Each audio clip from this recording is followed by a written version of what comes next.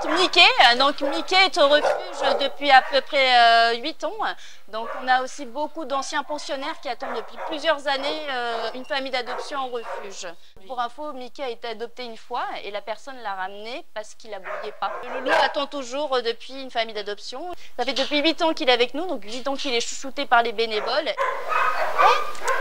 Bah alors mon loulou, Au niveau des abandons, on a forcément plus d'abandons par rapport au contexte actuel, pour différentes raisons, mais il y a aussi surtout la raison économique. On a une baisse des adoptions. Donc en fait, on ne peut pas accueillir plus que la capacité d'accueil. Actuellement, nous avons une capacité d'accueil de 190 animaux, donc à peu près 90 chiens, 90 chats.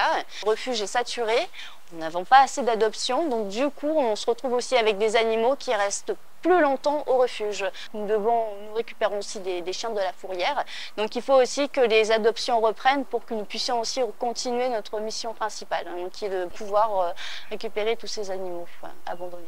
La Fifi, elle tourne souvent en rond parce qu'elle stresse.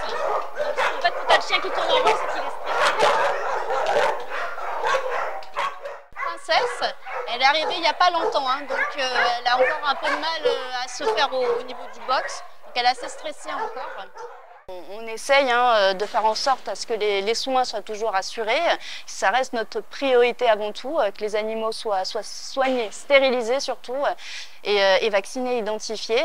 Donc c'est vrai que la situation pour nous est assez juste, on va dire. On vit un peu au jour le jour. On a une baisse des subventions publiques, on a un peu moins de bénévoles, on a aussi moins de dons aussi de la part des entreprises qui sont aussi dans une situation assez compliquée. Heureusement que nous avons nos bénévoles aussi qui se mobilisent aussi régulièrement pour essayer de trouver des fonds pour assurer le fonctionnement du refuge et qui se maintiennent encore.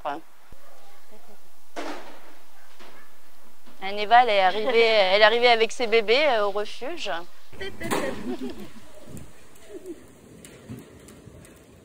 Les animaux en Nouvelle-Calédonie ont vraiment une présence importante dans les foyers calédoniens.